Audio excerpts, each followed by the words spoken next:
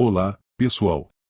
Neste vídeo, acompanhamos a história de um homem traído que, após descobrir a infidelidade de sua esposa Tracy, enfrenta um dilema emocional e legal. Com um casamento de 31 anos e a revelação de que sua esposa teve um caso de 4 anos e um filho com outro homem, ele precisa decidir entre perdoar e reconstruir sua vida ou seguir em frente com o divórcio. Vamos explorar os desafios, as emoções e as difíceis conversas que surgem quando a confiança é quebrada. Eu tive uma súbita realização, como nas animações quando uma lâmpada aparece sobre a cabeça de um personagem que tem uma ideia. Descobri que meu terceiro filho não era biologicamente meu, mas de outro homem. Estava no telefone com um representante do genealogigurus.com tentando entender por que o teste de DNA da minha filha não havia sido processado após 10 semanas. Dei os números necessários para rastreá-lo e, depois de esperar 5 minutos, ele garantiu que o teste tinha sido processado. No entanto, disse que era uma questão de confidencialidade entre a empresa e a pessoa que fez o teste, então não podia dar mais informações. Perguntei, e se foi processado, por que não aparece nos meus resultados de DNA? Ele respondeu, irritado, há várias razões pelas quais sua filha pode não aparecer em seus resultados de DNA, mas não posso discutir este teste específico com você. Foi aí que me dei conta de que a razão número 1 para ela não aparecer era porque não era biologicamente minha. Encerrei a ligação e desabei em lágrimas. Acordei alguns minutos depois, encolhido no sofá. Ainda tinha 15 minutos antes do fim do meu intervalo para o almoço, então decidi ligar para minha filha, que provavelmente também estava no intervalo. Ela atendeu no primeiro toque e me cumprimentou com um tom cansado. Oi, pai, como você está? Respondi, querida, eu te amo e confio em você completamente, mas descobri sobre o teste de DNA. Liguei para a empresa e eles disseram que foi processado há cerca de 2 semanas. Houve um momento de silêncio, e eu a ouvi respirar fundo do outro lado da linha. Eu sei, pai. Precisamos conversar, mas não posso fazer isso aqui e agora. Ligue para mim esta noite e certifique-se de que a mamãe não esteja na sala. Dirigi de volta para o escritório em um turbilhão e admito que não fui muito produtivo naquela tarde. Minha mente estava cheia de pensamentos e perguntas, especialmente a ideia perturbadora de que minha amada filha poderia não ser realmente minha. Sendo naturalmente analítico, percebi que precisava resolver as coisas metodicamente. Afinal, eu era VP de engenharia por um motivo e sabia que tratar problemas pessoais como desafios de projetos era o caminho a seguir. O velho Duane me ensinou isso quando me contratou direto da universidade para trabalhar em sua empresa em crescimento. Com Duane como nosso líder e eu ao seu lado, a empresa tornou-se uma potência da indústria, e ambos desfrutamos de grande sucesso financeiro. Tinha uma ótima renda, excelentes benefícios e colegas inteligentes e espirituosos. Além disso, ao voltar para casa todas as noites, tinha uma esposa bonita e 3 filhos maravilhosos à minha espera. Com o tempo, os filhos cresceram, saíram de casa, se casaram e formaram suas próprias famílias. Inicialmente, a casa parecia um pouco solitária, mas encontramos maneiras de nos ocupar e eu acreditava que a solidão renova nosso relacionamento como casal. No entanto, ao refletir sobre os eventos do último mês, não pude deixar de recordar alguns incidentes peculiares, incluindo uma ligação de Marissa para minha esposa, cerca de 2 semanas atrás, em uma noite de terça-feira, enquanto estávamos na sala assistindo TV. O telefone de Tracy tocou, ela olhou para a tela e me informou que era Marissa, então atendeu a ligação. A conversa durou cerca de 5 minutos, durante os quais Tracy respondeu com principalmente o sim ou o não. Notei lágrimas se formando nos cantos dos olhos dela. Quando desligou, perguntei se estava tudo bem e ela explicou que o gato de Marissa tinha problemas de saúde, minimizando como algo sem importância, embora eu sentisse uma leve inquietação em seu comportamento. Pareceu-me estranho o quanto ela estava levando a sério os problemas de saúde do gato de Marissa, mal sabia eu que aquele poderia ter sido o momento em que Marissa descobria a verdade e Tracy não sabia do teste de DNA que enviei secretamente para Marissa. Achei que não era algo importante o suficiente para mencionar. Marissa era a única entre nossos 3 filhos interessada em genealogia, então pensei que ela adoraria a ideia. Pesquisei a ancestralidade da minha família por anos e gostava especialmente dos testes de DNA. Achei que Marissa faria o teste com entusiasmo, mas estava enganado. Quando voltei para casa, me esforcei para não tratar Tracy de maneira diferente, apesar do turbilhão interno. Repetia para mim mesmo, resolva um problema de cada vez. Conheci Tracy no 2º ano da universidade e, desde então, parecia que estávamos sempre juntos. Nos casamos um ano após a formatura, há 31 anos. Aos 54 anos, Tracy ainda mantinha sua beleza e uma rotina de exercícios que a fazia parecer ter 30. Ela era divertida e cheia de humor, e eu sempre ansiava passar o resto da vida com ela. Às 8 da noite, disse a Tracy que precisava ligar para um colega sobre um projeto. Peguei meu casaco e fui para a varanda, onde poderia falar sem que Tracy ouvisse. Liguei para Marissa, que atendeu no primeiro toque, claramente angustiada. Desculpe, pai. Eu deveria ter te contado antes, mas a mamãe pediu para eu esperar até ela falar com você, sussurrou ela. Não estou bravo com você. Respire fundo, respondi. Isso não muda nada entre nós. Eu ainda sou seu pai e sempre serei. Marissa começou a chorar incontrolavelmente. Eu te amo, papai. Não preciso de mais ninguém além de você. Disse a Marissa que não queria colocá-la em uma posição difícil, mas que ela era minha melhor fonte de informação sobre o DNA. Perguntei se ela tinha alguma correspondência de DNA. Ela suspirou e confirmou que Amanda Anderson era sua meia-irmã. Fiquei chocado. Amanda, filha do tio George e da tia Jenny? Perguntei. Ela confirmou. Essa revelação significava que George Anderson, conhecido como juiz de apelações George Anderson, era o pai biológico de Marissa. Também implicava que minha esposa tinha se envolvido com seu chefe há pelo menos 25 anos, quando Marissa foi concebida. Na época, Tracy trabalhava como administradora para George, que depois se tornou juiz estadual e se mudou para a capital. George e sua esposa Jenny se tornaram tão próximos de nós que nossos filhos os chamavam de tio e tia, e seus filhos nos chamavam do mesmo jeito. Quando eu estava fora em viagens de negócios, Tracy e as crianças passavam alguns dias na casa do lago de George e Jenny. Nunca suspeitei de nada, mas agora percebo que perdi detalhes importantes. Eu estava perdido em meus pensamentos quando ouvi Marissa me chamar. Pedi desculpas à minha filha por me perder em pensamentos e agradeci pela ajuda, pedindo para ela mandar um oi para o Drew, seu marido. Marissa perguntou o que eu planejava fazer. Admiti que não sabia exatamente, e ela me aconselhou a não fazer nada muito estúpido. Ela disse que um pouco de tolice era aceitável, mas alertou contra fazer algo que pudesse me levar à prisão. Eu prometi a Marissa que não faria nada que me levasse à cadeia, descartando qualquer pensamento de violência. Minha prioridade era acalmar Marissa sobre nossa relação e descobrir quem era o parceiro de Tracy. O próximo passo seria iniciar o processo de divórcio, mas precisaria encontrar um novo advogado, pois o atual era afiliado ao escritório onde Tracy trabalhava. Depois de resolver as questões legais, teria que lidar com a futura ex-senhora, Clark Walters. A casa parecia fria e vazia quando eu e Tracy estávamos juntos. Ela falava sem parar, provavelmente devido aos nervos. Ela parecia se esforçar para me manter contente, talvez achando que isso amenizaria o golpe quando eu descobrisse a verdade. Mas a distância entre nós estava crescendo e ela não fazia esforço para mudar isso. Uma semana depois, consultei um advogado. Assim que ele soube que minha esposa era gerente no escritório de advocacia Goey Hall, sua expressão ficou tensa, então procurei o próximo advogado na minha lista. Uma jovem de 20 e poucos anos que apenas sorriu quando mencionei a posição de Tracy na Goey Hall.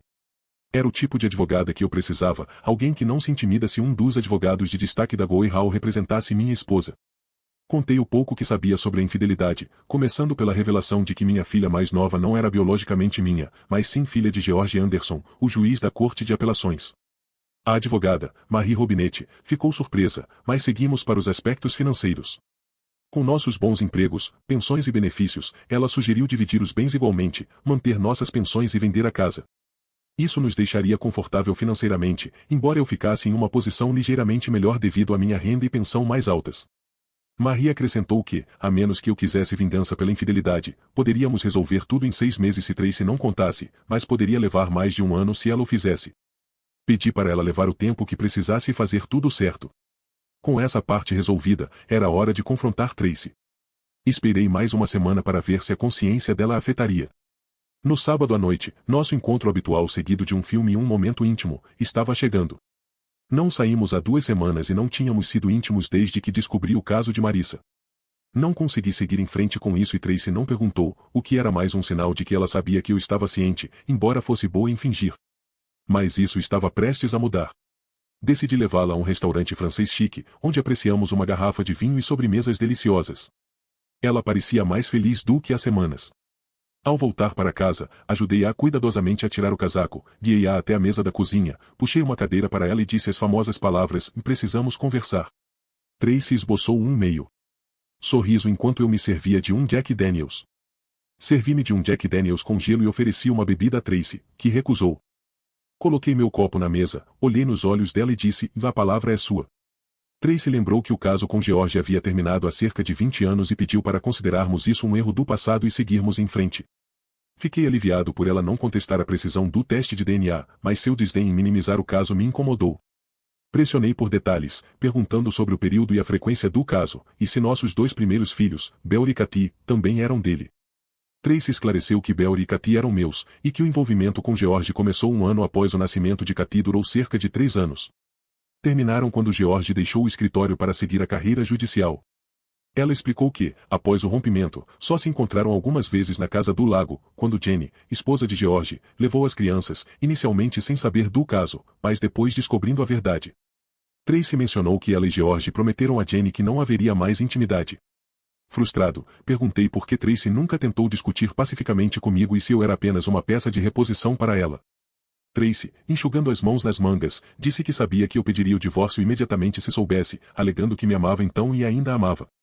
Comentei sobre seu aparente amor por George, observando que ela começou e terminou com ele conforme sua conveniência, me considerando apenas uma segunda opção. Tracy protestou, desesperada, insistindo que me amava de todo o coração. Sobre Marissa, Tracy confessou que, durante o caso com George, não considerou as consequências até o teste de DNA revelar a verdade. Achava que, como ela e George tinham cabelo e olhos castanhos e pele clara, ninguém suspeitaria da paternidade de Marissa. Ela não tinha certeza até o teste de DNA. Exclamou incrédulo, questionando se ela estava insinuando que a culpa era minha. Tracy explicou que discutiu a possibilidade da paternidade de Marissa com George, mas garantiu a ele que não se preocupasse devido à semelhança entre nós. Decidi que os outros 2 filhos também fariam o teste de DNA, explicando que precisava saber para minha paz de espírito. Tracy implorou, insistindo que eu já sabia que eles eram meus e questionando por que eu não podia confiar nela. Retribuí com desconfiança, o que a surpreendeu. Ela também ficou perturbada com a ideia de eu revelar sua infidelidade aos nossos filhos, não querendo parecer infiel aos olhos deles. Mudando de assunto, perguntei sobre os detalhes do caso, como com que frequência se encontravam e onde. Tracy explicou que o relacionamento não foi planejado, mas se desenvolveu com o tempo, de colegas a amigos, e depois algo mais. Descreveu George como gentil, considerado, espirituoso, engraçado e apaixonado, e disse que tinham uma conexão profunda. Por amarem seus respectivos cônjuges, mantiveram os encontros discretos, geralmente fora da cidade, e nunca se encontraram em nossas casas. Eles não foram íntimos desde que o caso terminou. Perguntei se Jenny sabia de tudo e os havia perdoado, e Tracy confirmou, reiterando que já havia me dito isso antes. Eu sussurrei, com incerteza, que não sabia se poderia voltar a como as coisas eram. Tracy tentou me tranquilizar, reconhecendo que o que fizeram foi errado, mas enfatizando que isso já tinha acabado há 20 anos e que eu não havia sofrido enquanto acontecia. Ela implorou para voltarmos a viver como há algumas semanas, onde eu era seu marido amoroso e ela minha esposa amorosa, insistindo que nada precisava mudar. Firmemente, disse a Tracy que as coisas já tinham mudado. Compartilhei que passei as últimas 3 semanas me perguntando o que eu havia feito de errado para que ela se apaixonasse por outro homem e se eu poderia confiar nela novamente, quanto mais o suficiente para continuar casado. Expressei, com emoção, que havia entregado meu coração completamente a ela e que ela o tratava como algo a ser usado apenas quando lhe convinha. Enfatizei que nosso casamento não deveria ser um de conveniência, mas sim um compromisso de amor inabalável. Nesse ponto, Tracy começou a chorar. Normalmente, eu a consolaria, mas desta vez foi diferente. Fui para a sala, liguei a TV e a deixei sozinha na mesa da cozinha. Naquela noite, compartilhamos a mesma cama, mas pela primeira vez em muito tempo, não nos abraçamos. Afastei-me o máximo possível na cama e não a deixei se aconchegar quando ela se deitou, vendo em seu rosto uma mistura de surpresa e dor, mas eu não me importava. Na manhã de domingo, enquanto Tracy preparava um bom café da manhã e estávamos comendo, toquei no assunto do divórcio. Ela praticamente gritou comigo, argumentando que o caso aconteceu há mais de 20 anos e que eu nem sabia disso, insistindo que era passado e deveríamos seguir em frente. Respondi em tom alto, enfatizando que um erro permanece um erro, independentemente de quanto tempo se passou. Expressei meus sentimentos de traição, destacando como ela me enganou, mentiu e traiu, violando minha confiança. Esses não eram problemas temporários. Incapaz de continuar a conversa, levantei-me da mesa, deixando metade do meu prato e fui cortar a grama. Essa foi a última conversa que tive com Tracy até a tarde de quarta-feira, quando ela me informou que Jenny Anderson viria nos visitar no próximo fim de semana. Não fiquei nada entusiasmado, mas Jenny era uma velha e querida amiga que passou pela mesma situação de traição que eu, então achei que valeria a pena conversar com ela. Na sexta-feira à noite, às 6 horas, Jenny chegou, tendo viajado 2 horas de sua casa. Surpreendentemente, ela não trouxe George. Durante o jantar, a conversa foi leve e amigável, e depois nos mudamos para a sala de estar com taças de vinho, presumivelmente para abordar o assunto principal. Jenny começou a falar sobre o caso como se fosse um tópico distante, falando calmamente e de forma desapegada. No entanto, à medida que continuava, suas emoções se intensificaram e lágrimas surgiram nos olhos dela e de Tracy. Jenny compartilhou que quando George lhe contou sobre o caso, ela presumiu que tinha terminado há anos e ele assegurou que não aconteceria novamente. Ela admitiu que ficou devastada no início, mas depois de refletir mais, percebeu que, como o caso havia terminado antes mesmo de ela saber, não se sentiu tão machucada. Sabendo que Jenny não era uma oportunista, pude entender como tudo se desenrolou. A personalidade de George é bastante cativante, não é? Embora só tenha descoberto sobre Marissa há algumas semanas, quando todos os outros souberam, eu entendo. Lamento muito por isso, Clark. Jenny não mencionou as poucas vezes que Tracy e George se encontraram após o caso inicial, especialmente na casa do Lago dos Andersons. Perguntei-me se eles haviam informado ela sobre essas ocasiões, mas não me preocupei em perguntar. Fez-me pensar, porém, que George deve ser um excelente advogado, pois Jenny parecia quase se desculpar pelo caso dele, em vez de estar chateada com ele. Infelizmente para Tracy, não estou tão conformado quanto Jenny e não estou tão encantado com a eloquência dela, então não estava inclinado a dar um passe livre para Tracy e George como Jenny fez, mesmo que o romance deles tenha durado 2 décadas. Frequentemente, me pergunto o que seria minha vida se eu o deixasse e como isso afetaria a mim e as meninas, continuou Jenny. Dizem que você deve sempre avaliar se sua vida melhoraria ou pioraria sem seu cônjuge. No meu caso, acredito que seria pior. Obrigado por compartilhar sua perspectiva, Jenny. É algo para se pensar e que precisarei considerar cuidadosamente. Existem vários fatores em jogo, incluindo o fato de que, ao contrário de você, eu não fui informado sobre o caso e eu descobri completamente por acaso. Tracy sabia que estava errada quando se envolveu com George e previu minha reação. Ela acreditava que seria melhor para todos se eu nunca soubesse e apenas vivesse na ignorância. Isso teria sido o caso se não fosse pelo teste de DNA. Agora, 20 anos depois, descobri que o amor da minha vida teve um relacionamento íntimo com outro homem antes de voltar para mim. Durante a história de Jenny, Tracy permaneceu em silêncio, apenas ouvindo enquanto Jenny compartilhava sua narrativa. Tracy não poderia saber que eu estava ciente de seus olhares na minha direção, então sentei casualmente enquanto Jenny falava apenas para irritar levemente Tracy. Minha resposta à história de Jenny não era o que Tracy esperava, nem a de Jenny. Elas trocaram olhares tristes, percebendo que eu não estava reagindo da forma que tinham antecipado. Balancei a cabeça, fui para a cozinha, servi-me de outra taça de vinho, voltei para a sala e liguei a TV. Foi um sinal claro de que nossa conversa daquele dia havia terminado. As mulheres entenderam a dica e se mudaram para a sala de estar, onde eu podia ouvi-las conversando vagamente. Depois de terminar o que estava assistindo, desliguei a TV, coloquei a cabeça na sala de estar, desejei boa noite e subi para o nosso quarto. No sábado, Jenny me chamou na sala de estar, dizendo que precisávamos conversar. Não sabia onde Tracy estava, mas concordei e nos mudamos para a sala de estar formal, sentando-nos em cadeiras no canto. Jenny começou expressando compreensão pela minha dor, mas argumentou que não perdoar Tracy e divorciar-se seria um grande erro para ambos. Ela enfatizou que nosso amor um pelo outro deveria ser o que mais importava e que o passado é passado. Apontou que seria uma tragédia passarmos o resto de nossas vidas separados por algo que aconteceu há 20 anos, mencionando que se ela pudesse perdoar George, eu certamente poderia perdoar Tracy também. Respondi honestamente a Jenny, dizendo que não sabia se poderia perdoar Tracy. Lembrei-a de que, ao contrário da situação dela, onde foi informada sobre o caso, Tracy nunca me contou. Argumentei que Tracy sabia que estava errada e que eu não a teria perdoado naquela época, então questionei por que deveria perdoá-la agora. Enfatizei o peso da sua decepção, porque ela não apenas me traiu por alguns anos, mas também continuou a me enganar por mais 2 décadas. Exprimi minha dificuldade em perdoar Tracy e questionei como poderia confiar nela novamente. Balancei a cabeça, levantei-me e saí da sala, passando por Tracy no corredor. Ela pôde ver pela minha expressão que eu não estava cedendo. O jantar de sábado à noite foi silencioso. As mulheres tentaram uma conversa casual, mas eu não estava interessado. Mal disse 3 palavras durante a refeição. Após um breve obrigado, peguei minha jaqueta e saí, informando-as que estaria no Malones, meu lugar preferido para uma bebida tranquila. No Malones, me senti abatido e escolhi uma mesa em vez do meu lugar habitual no bar. A dona do bar, como uma irmã para mim, me incentivou a desabafar. Compartilhei que minha esposa Tracy havia me traído e que nosso filho mais novo talvez não fosse meu. Ela ficou indignada e me apoiou, oferecendo sua perspectiva franca. Valorizei sua honestidade. Ela perguntou se Tracy se desculpou pelo caso ou apenas por ter sido descoberta. Percebi que Tracy não havia realmente se desculpado. A dona do bar me ofereceu bebidas gratuitas e arranjou um táxi, pegando minhas chaves por segurança. O táxi me deixou em casa por volta das 2 da manhã. Tracy me recebeu na porta e me ajudou a subir para o quarto. Despenquei na cama completamente vestido e Tracy tirou meus sapatos e meias, e assim dormi. Tarde da noite de quarta-feira, meu filho me ligou no escritório. Ele queria discutir a situação de Tracy comigo. Ele não disse explicitamente, mas parecia que Tracy havia decidido envolver os filhos para me afastar do divórcio.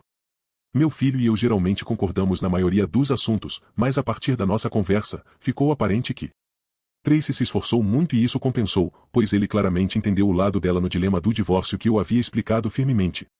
Disse que o que ela fez no início poderia ser visto como um erro, mas continuar por meses se tornou uma escolha. Perguntei como ele se sentiria se descobrisse que sua esposa, Linda, estava traindo. Embora o caso tenha terminado anos atrás, o engano e a falta de respeito não acabaram. Achei que Belry deveria ter ficado fora dos problemas dos nossos pais, ele estava tomando partido e se metendo em algo que não deveria. Eu estava frustrado, sentindo-me traído depois de idolatrar minha esposa, apenas para descobrir que ela manteve esse segredo. Se não fosse por um certo acidente, eu ainda estaria no escuro. Parecia que ela me usava como plano B. Quando Belry tentou argumentar que eu estava exagerando, desliguei o telefone, sentindo que a conversa não iria a lugar nenhum. Quando cheguei em casa por volta das 18 horas, Tracy já estava ocupada preparando uma refeição deliciosa. Ela não parecia contente quando mencionei que não estava com fome. Servi-me de um copo de Jack, liguei a TV e me sentei na minha cadeira favorita.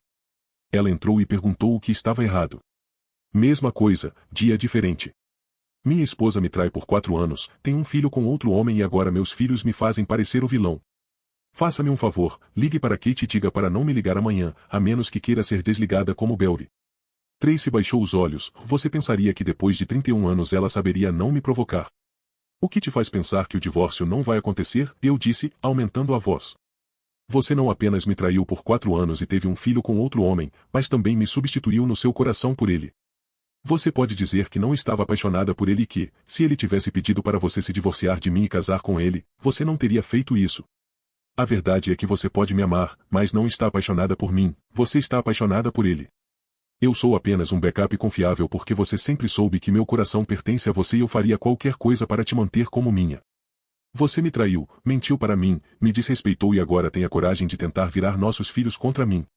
Isso foi a gota d'água, Tracy, mas não serei vingativo com você, especialmente com Jenny, e não destruirei a carreira promissora de George como juiz exemplar. Vou pedir o divórcio alegando diferenças irreconciliáveis e podemos ficar cada um com nossas contas de aposentadoria, dividindo tudo o resto, incluindo a casa, pela metade. Enquanto lágrimas escorriam pelo rosto de Tracy e ela se levantava da cadeira, não pude deixar de dar mais uma alfinetada. Você nunca mencionou arrepender-se do caso, provavelmente porque não se arrepende. A única coisa que você lamenta é que eu descobri, não é? Passei o resto da noite na companhia de uma garrafa de Jack Daniels. No dia seguinte, entrei em contato com meu advogado e pedi para preparar os papéis do divórcio o mais rápido possível. Ela mencionou que eu poderia revisá-los na próxima terça-feira e estariam prontos para quarta-feira. Tracy poderia ser notificada na quinta-feira, mas insisti para que o oficial de justiça viesse à minha casa na noite de sexta-feira, queria estar presente quando ela recebesse os papéis. Em seguida, liguei para o escritório do juiz George Anderson, avisando sua recepcionista que precisava que ele retornasse minha ligação sobre um assunto importante. Ele entendeu a razão da minha ligação e eu tinha certeza de que ligaria de volta prontamente. Quando George ligou algumas horas depois, parecia um pouco desconfortável. Ele sabia exatamente do que eu estava falando, mas preferia não tratar disso no escritório. Concordei prontamente e disse que estaria em sua casa no sábado seguinte, às 10 horas. Ele ainda não sabia que Tracy seria notificada na noite anterior, embora eu tivesse certeza de que descobriria até eu fazer a viagem de 2 horas até sua residência de luxo. Durante o jantar no Malones na noite de sábado, Tracy mencionou que Jenny havia ligado para informá-la sobre meu encontro com George no sábado seguinte. Tracy queria saber se eu gostaria que ela me acompanhasse. Apontei que isso não era uma conversa casual, o George e eu tínhamos assuntos sérios a discutir e a presença dela não era necessária. Lembrei-a de que ele era juiz da Corte de Apelação com uma reputação impecável, possivelmente concorrendo a uma vaga no Supremo Tribunal. Qualquer comportamento confrontacional poderia levar a consequências legais. Além disso, ela havia prometido não. Tracy tinha um toque de ciúmes, mas garantia a ela que não pretendia prejudicar a carreira de George. Depois de confidenciar ao senhor mais velho do escritório sobre minha situação, tirei algumas horas pessoais para me encontrar com minha advogada e revisar os papéis do divórcio. Dei o aval e, quando estava saindo, ela perguntou se eu tinha algum plano em relação ao juiz George. Confuso, perguntei por que ela estava preocupada. Ela respondeu que ainda lidava com alguns casos criminais e achava que eu poderia precisar de uma boa advogada. Ela me entregou seu cartão de visita e saí do escritório. Os 3 dias seguintes passaram rapidamente, pois tínhamos um grande projeto no escritório, o que me permitiu desviar a atenção da minha vida pessoal. Mesmo o velho do escritório comentou sobre meu foco notável, apesar da turbulência que eu estava enfrentando. Respondi dizendo que era um alívio que pelo menos uma coisa estava indo bem. Na sexta-feira à noite, antes de sair, confidenciei a ele que Tracy seria notificada com uma ação judicial e meu encontro iminente com George. Avisei que, se as coisas dessem errado, eu poderia acabar na cadeia na segunda-feira. Ele me assegurou seu apoio e prometeu fornecer dinheiro para a fiança, se necessário. Nos despedimos com um aperto de mão firme. Ao chegar em casa, fui recebido pelo aroma tentador de mais uma refeição deliciosa que Tracy estava preparando. Ultimamente, ela estava se esforçando para mostrar seus talentos culinários, e eu tinha que admitir que ela era uma excelente cozinheira, apesar da atmosfera tensa que caracterizava nossas refeições nas últimas semanas. Fiz questão de expressar minha gratidão pelo maravilhoso jantar. Após o jantar, quando estávamos prestes a ir para a sala de estar para assistir televisão, a campainha tocou. Eram quase 19 horas, e eu tinha um pressentimento de que não era para mim, então fiquei onde estava. Tracy, por outro lado, lançou-me um olhar rápido e foi atender a porta. Ela abriu e encontrou um jovem bem vestido que perguntou se ela era Tracy Walters. Confirmando sua identidade, ela recebeu um envelope pardo dele, que disse brevemente: "Você foi notificada", e rapidamente se afastou. Tracy permaneceu imóvel, mas o desânimo nos ombros e as lágrimas nos olhos diziam tudo. Passei por ela, fechei a porta e a guiei gentilmente até a mesa da cozinha. Ela parecia completamente abalada, exatamente como eu havia previsto. Sentamos em silêncio por uns 5 minutos até que ela murmurou o seu idiota e correu para o nosso quarto. Escolhi não segui-la. A parte mais difícil estava atrás de mim. Naquela noite, não dormi na mesma cama que Tracy pela primeira vez desde nosso casamento. Em vez disso, fui para o quarto de hóspedes. Descrever isso como dormir seria exagero. A mulher que eu considerava o amor da minha vida, minha alma gêmea, ainda estava na cama comigo, apesar de tudo o que havia acontecido. Acho que nenhum de nós queria ser o primeiro a tomar uma decisão, mas agora, pelo menos na minha mente, tudo estava acabado. Na manhã seguinte, levantei-me, tomei um banho e me vesti silenciosamente, cuidando para não perturbar Tracy ou provocar qualquer confronto. Não me preocupei em verificar se ela estava dormindo ou apenas peguei minhas coisas e saí. Vesti minha combinação usual, uma camisa com colarinho, um bom par de jeans leves e as botas de cowboy personalizadas que adquiri durante uma visita ao nosso filho em Dallas. Saí mais cedo do que o necessário para garantir que não chegaria atrasado ao encontro. Se chegasse cedo, poderia passar o tempo no café, o que foi exatamente o que fiz. Cheguei à casa de George e Jenny exatamente às 10 horas e toquei a campainha.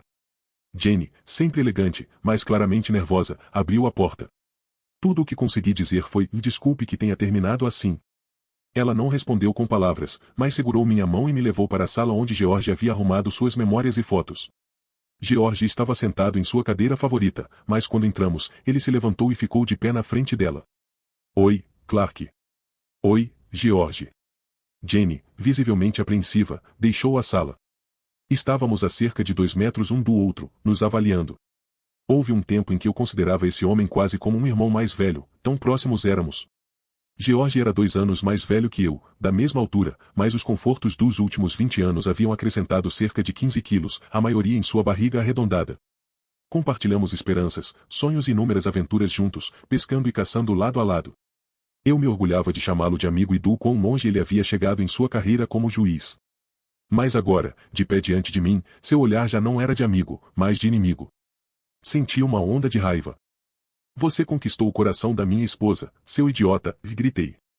"Você também mantém sua imagem ímpar porque prometi a Tracy que não contaria a ninguém sobre isso, e eu não quebro promessas para aquela mulher. Mas você não vai manter sua masculinidade." Dei um grande passo à frente com o pé esquerdo, plantei o direito e desferi um chute poderoso direto na virilha dele. A reação de George foi mais lenta do que eu esperava, e minha bota com ponta de metal atingiu o alvo com precisão. Senti a dor dele ao chutar e ouvi seu grito de agonia enquanto ele desabava no chão, segurando a área machucada e gritando como um animal ferido. Naquele momento, toda a raiva e frustração vieram à tona. Jenny correu para a sala ao ver seu marido contorcendo-se de dor no chão. Ela tentou confortá-lo, mas os gritos dele só aumentaram. Ela me olhou com medo nos olhos. Peguei meu celular, disquei 911 e calmamente disse que houve um acidente na casa do juiz George Anderson e precisávamos de uma ambulância. Eu me virei para sair, mas quando cheguei à porta, Jenny agarrou meu braço. Pensei que teria que me defender, mas, em vez de pânico ou raiva, havia uma expressão estranhamente calma no rosto dela. Ela me abraçou apertado e sussurrou: "Obrigada. Estamos claros sobre o que precisa ser feito." Eu a abracei, saí da casa, entrei no meu carro e voltei para casa, confiante de que a polícia não viria atrás de mim. Jenny entendeu e explicaria tudo ao marido quando ele pudesse pensar com clareza. A viagem de volta para casa trouxe uma mistura de alívio e talvez um soco no estômago.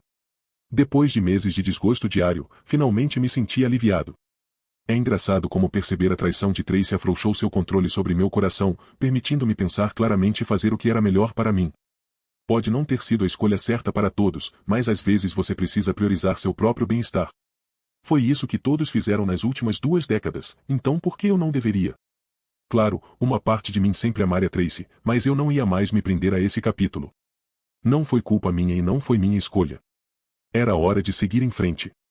Assim que cheguei em casa, fui para o porão, peguei algumas malas e fui para o nosso quarto. Tracy me seguiu da sala, perguntando, "Vê isso, então?" "É isso", respondi. 31 anos e acabou, Tracy. É uma pena que você esteja tão envolvida consigo mesma que não consiga ver como me enganou, como roubou 24 anos do meu amor através de sua enganação. Mas eu já superei e não te odeio. Nem odeio George, embora ele provavelmente ache que sim agora. Vou resolver as coisas com Belry e Cathy mais tarde. Você deveria consertar as coisas com Marissa o quanto antes. Essas meninas estão perdendo. Assine os papéis, Tracy, e vamos deixar isso para trás. Terei o resto das minhas coisas fora daqui nos próximos dias. Não precisamos mais conversar. Se você tiver algo a dizer, deixei o cartão da minha advogada na mesa da cozinha. Ela ficou lá em choque, com lágrimas nos olhos, mas sem palavras. Peguei minhas malas, desci as escadas e coloquei-as no porta-malas do meu carro. Depois, voltei para casa, arrumei minhas coisas e parti. 31 anos, assim mesmo, acabou. Descobri depois que George conseguiu salvar um de seus testículos. Requereu uma cirurgia extensa e meses de dor, mas conseguiram salvar um. Fiquei sabendo por Marissa, que foi contatada por Jenny tentando me encontrar. Jenny não tinha meu número de telefone, e o resto da família não tinha interesse em me informar. Na verdade, não falam comigo há 8 meses, mas já me conformei com isso. Segundo a versão oficial, o juiz George teve um acidente no escritório, caindo sobre a quina da sua mesa luxuosa e depois no chão. A mídia minimizou o incidente, chamando-o de um acidente doméstico e omitindo detalhes sobre sua área sensível. Surpreendentemente, ele recebeu muita cobertura simpática, e isso não deve atrapalhar suas chances de entrar na lista do Supremo Tribunal. Tracy assinou os papéis do divórcio em uma semana, e na semana passada o divórcio foi oficializado. A casa será leiloada. Tracy não tentou me contatar desde que saí, e nem Belry ou Kate. Parece que não vou participar do jantar de Natal em família, onde quer que seja. O velho está passando o controle da empresa para mim no ano novo, pois está se aposentando. Conforme o acordo, terei que administrar a empresa por 7 anos antes de me aposentar confortavelmente com um paraquedas dourado. Ele planeja encontrar um comprador para a empresa, e eu receberei 10% desse acordo. Comecei a sair e namorar novamente após um casamento que parecia uma eternidade. Vai levar um tempo para me readaptar a tudo isso. Curiosamente, a notícia do meu divórcio se espalhou rapidamente e muitos amigos divorciados me procuraram, expressando interesse. Até mesmo algumas amigas divorciadas de Tracy ligaram, surpresas por ela ter me deixado. Tenho que admitir que isso foi um bom impulso para o meu ego. Vejo uma vida promissora à frente, cheia de desafios profissionais e pessoais. No meu tempo livre, estou explorando novos hobbies. Uma coisa que abandonei foi a genealogia. Eu costumava gostar disso, mas não é mais uma busca que me interessa.